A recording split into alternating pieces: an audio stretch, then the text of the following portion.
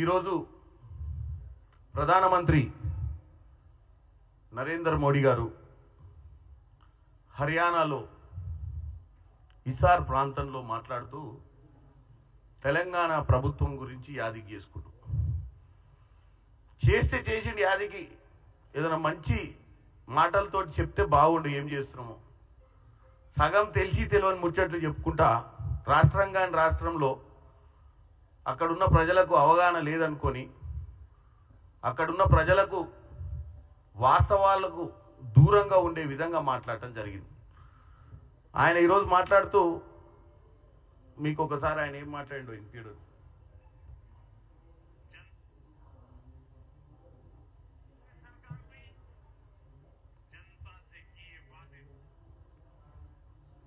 ఒక్క నిమిషం అని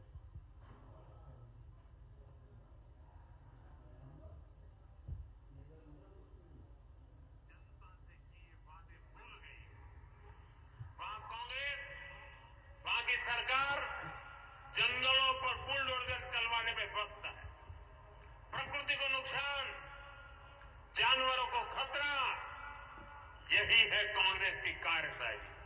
हम यहाँ कचरे से गोवर्धन बनाने के लिए मेहनत कर रहे हैं और वो बने बनाए जंगलों को उजाड़ रहे हैं। यानी सरकार चलाने के दो मॉडल आपके सामने। నరేంద్ర మోడీ గారు మాట్లాడుతున్నది మీకు వినిపించినప్పుడు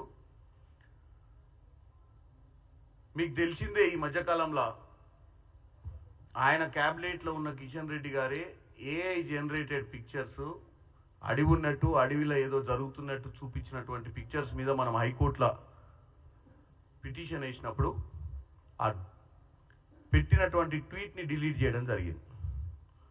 అంటే అవాస్తవాలను ప్రచారం చేస్తుర్రు అన్న విషయాన్ని కోర్టులో పిటిషన్ దాఖలైన తెమ్మటే కిషన్ రెడ్డి గారు ఈ యొక్క దుష్ప్రచారం వల్ల నష్టం జరుగుద్ది, ఆయన మీద కూడా కేసులు కట్టే ప్రయత్నం చేస్తారేమో ప్రభుత్వం అన్న దాంతో ఆయన డిలీట్ చేసిండు. మరి డిలీట్ చేసిన వాళ్ళు వాళ్ళ ప్రధానమంత్రికి మరి చెప్పిర్రో లేదో ఏమని, ప్రధానమంత్రి గారు ఇప్పటిదాకా జరుగుతున్న ప్రచారం తప్పు, ఈ వాట్సాప్ యూనివర్సిటీలల్లా ఈ సోషల్ మీడియాలల్లా జరుగుతున్న ప్రచారాన్ని తెలంగాణలో కోర్టు కేసు ఫైల్ అయింది, మనం దాని గురించి వాస్తవాలు తెలియకుండా మాట్లాడొద్దు అని చెప్పే ప్రయత్నం కిషన్ రెడ్డి గారు చేసినట్టు లేరు. ఈయన ఆవేశపడిపోయి ఇలా హర్యానాలో హిసార్లో ఏదో ఫ్లోలా అక్కడున్న ప్రజల్ని తప్పుదోవ పట్టించే ప్రయత్నం చేస్తున్నట్టుగా క్లియర్గా కనపడ్డది. ఒకటి, గచ్చిబౌలి భూముల గురించి ఆల్రెడీ సుప్రీంకోర్టులో ఉంది. సుప్రీంకోర్టు నుంచి సెంట్రల్ పవర్ కమిటీ ఒకటి వచ్చి ఇక్కడ ఉన్నటువంటి వాస్తవాలు తెలుసుకొని పోవడం జరిగింది. అసలు ఈ భూమి ఏంది, ఈ భూమి అడవి భూమా, ఈ భూమి ఎస్సీ భూమి అనేది నిజ నిర్ధారణ చేసుకోవడానికి అసలు వాస్తవంగా అక్కడ అడవి ఉండేనా, గతంలో ఏముండే, ఇప్పుడు వాళ్ళు చూపించినటువంటి విజువల్స్ అన్ని కరెక్టా రాంగా అనేది ఫిజికల్గా వచ్చిర్రు, చాలా మందితో మాట్లాడారు, నేను కూడా పర్సనల్గా వాళ్ళని కలిసి చేయడం జరిగింది.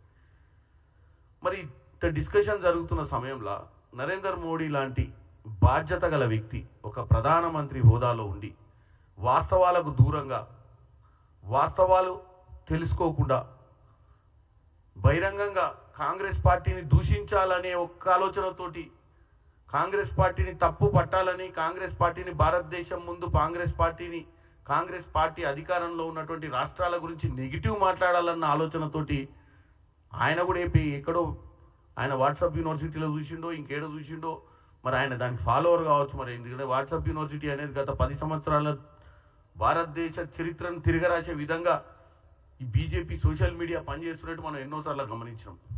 మరి దాంట్లోనే భాగంగా ఇవాళ జరుగుతున్నటువంటి ఆ వీడియోస్ ఏవైతే బిఫోర్ ఆఫ్టర్ వీడియో ఈయన కూడా చూసి ఆయన కూడా బుట్టలో పడ్డట్టు కనపడుతుంది. పడిపోయి ఇక్కడ అడవులన్నీ ధ్వంసం చేస్తున్నామని, అడవిలో ఉన్న జంతువులన్నింటినీ చంపేస్తున్నామని చెప్పి అంత బాధ్యత గల వ్యక్తి మాట్లాడటం అనేది చాలా దౌర్భాగ్యమైన పరిస్థితి. వాస్తవంగా ఈ భూమి గురించి తెలంగాణ ప్రజలకు ముఖ్యంగా ఇప్పటికి 4-5 సార్లు నేను ప్రెస్ మీట్ పెట్టినాం. ఈ భూమి ఎక్కడి నుంచి వచ్చింది, ఈ భూమి ఎట్లా ట్రాన్స్ఫర్ అయింది అవన్నీ మళ్ళీ చెప్పాల్సిన అవసరం లేదు. కానీ ముఖ్యంగా ఈరోజు నరేంద్ర మోడీ గారు మాట్లాడిన తర్వాత ఈ ప్రచారాన్ని తిప్పికొట్టాల్సి, ఈ చెడు ప్రచారాన్ని తిప్పికొట్టాల్సిన అవసరం ఉంది. కాబట్టి ఈరోజు ఇక్కడ ప్రెస్ మీట్ పెట్టి నేను అడుగుతున్నా నరేంద్ర మోడీ గారిని,